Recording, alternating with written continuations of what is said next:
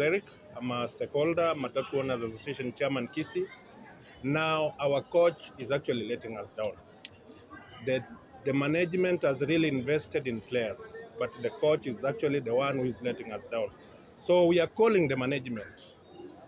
Our second match, we will not want a losing Gusii Stadium. This must be taken by the management, vile tumeisema. We call a spade a spade. If the coach will not win the second match, we will force the management to sack him. This is an ultimatum. Umeona vile watu wametoka. Our supporters have gone heads down. Yeah? You know, Sofapaka was a team that is so down in the league. Now it's up. We are second last.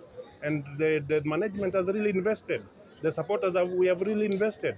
We can't accept this. We will not accept this at all. We lost against Mara. Mara is a team from the NSL. How do you lose to a team from the NSL? Now we are losing to a last tier team. How can that happen? We are not happy. As supporters, we are not happy, and we are giving the coach his last chance. The management, Ijue, this is our last. They have a last chance.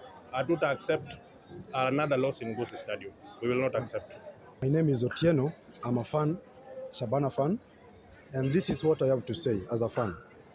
I pray that we give coaches some humble time, because on the side of Sofapaka, this is their 5th game, first win. So let us not conclude matters. Let us give the coach humble time.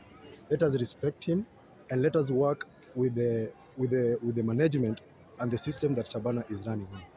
We should not, as fans, give one person pressure because of 4 games, 0 wins. We should be humble, and we should have patience. Thank you very much. Yes, mimi kwa majina naitwa Obed. Mimi ni fan wa Shabana. Mimi kitu naweza sema huyu kocha cha azidi sana. Cause unaweza chezaje game 4, hauna hata first 11. Hauna pattern unacheza. Una train nini sasa? Kama unaweza anza ball humalizi, no shot on target. Unataka tukubembeleze, una train nini? Huko chacha aende. Mimi siongei chochote, aenda akisonga.